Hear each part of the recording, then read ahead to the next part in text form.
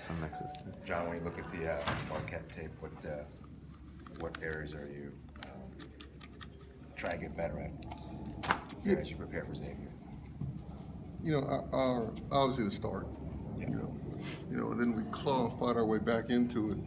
We tied the game up at 26, and then we had 7 possessions in a row that were just offensive possessions. That we have to have more poise at that point. You fight back, you get to 26, tied up, and then they stretch it back out. I believe it's like 35 to 26. So, and there was a stretch like that in the second half also. And so, we have to get to the point whether they're making a run or we're making a run where we execute much better than we did in that game. I think with that game, as much as our defense was porous, as much as our help and support of each other wasn't where it has been.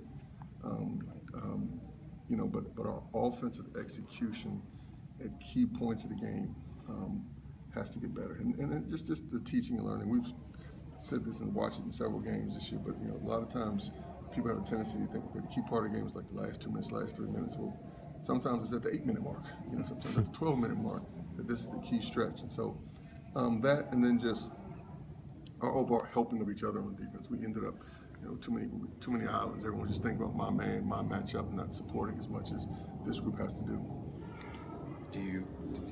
How are you concerned with the turnovers? Last 3 games, I think you're averaging about 16 a game. Is that something that's been addressed a little bit more than typically, or? No, absolutely. I mean, we have good offensive players, so we have to get the shot every time down the court. We can't just keep giving it back to the other team, without a doubt.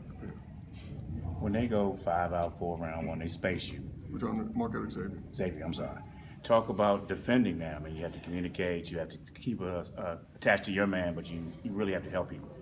Yeah, I think it's key that you just stay attentive and you don't watch, because they go forward, and sometimes you have a tendency to watch because you have to be cognizant of, I have to give support, but then I can't lose my guy because they have guys, that can bang shots, and if you're late on your close or too slow on your close, they guys that can go by you. And so it's just, it's a herd, it's a group mentality, just understanding, They get to that far where they're just moving and moving. They want to throw it in. They want you falling asleep on the weak side. They do a very good job of throwing skip passes and sharing the game with each other in that regard. This isn't the X team of last year in terms of the bigs, but they still get a lot of offensive rebounds and get to the glass. Talk about their effort rebounding wise. No, that's something that they're just very tenacious about. I mean, they go. Not just offensive rebounds, defensive rebounds. And they have one of these teams, as you've seen them. Some teams, you get a rebound and you have to throw it to the point guard outlet. I mean, Blue will get it. They have multiple guys that'll get it and go. Now, one of the true bigs get it, and Sumner comes and gets it.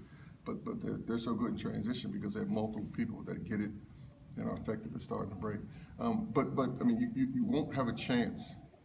You won't have a chance with them if you don't compete with them on the boards.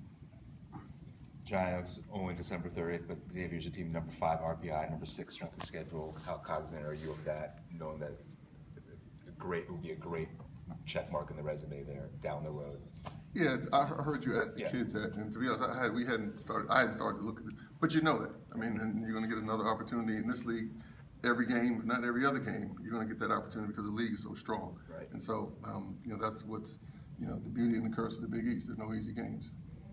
In my estimation, that 1-3-1 is not as good as it was last year, but their man is good. They particularly switch up top. When they do that, how do you have to take advantage of it? I think we have to I was going to give away some strategy. Just be aware of that, and see if we have an advantage anywhere, but without becoming too bogged down with it, because a lot of times you get slow. And they switch a lot because they're all just about the same size. And so the most teams that do a lot of switching is because the parts are almost the same. And so, I don't think that they present too many opportunities. Oh, let's get them in the switch, then we can take advantage of X. But, we've seen a few we're going to try. LJ said he's fine. He got hurt before practice. How much time did you have to prepare for the possibility of him not playing a lot against Marquette? And does he have sort of a shorter leash if you see him not doing LJ type things out there? Do you want to make sure this isn't a long-term thing?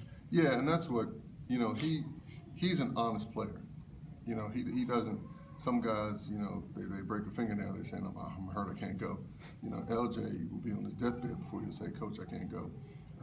And so, you know, looking back at it, you know, he's saying, "Nah, Coach, I'm fine. And he probably, you know, had a long talk with him after the game. Like, you got to be honest with me. Let me know how you're feeling. And so, but that's something we're definitely going to watch because he's not one to tell you I'm not right. But it came when he finally said, "Coach, I can't."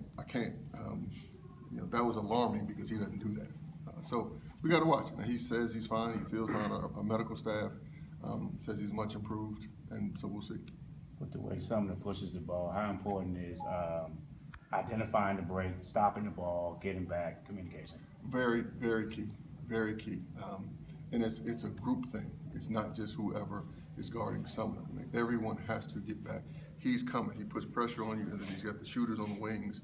And I said a few minutes ago, they share the game, but it's a group thing. Getting back and trying to corral him is key because if you give him freedom, he's very, very good, and he has buddies with him that he's setting up. You know, I think he's doing. I don't know what the numbers say, but I feel in watching them, you know, he's doing a better job of spraying it around this year. You know, whereas last year I thought that he was like looking for himself first, but now he's spraying it around. What's your reaction to Marquette's Juwan Johnson saying after last game, we had watched Georgetown on film and noticed that they're lazy on defense and don't really like to defend? We heard that he said that. Do you think it's a fair criticism of your team? No, I don't think so. I mean, I think overall I don't think so. You know, but we made sure our guys saw it and heard that.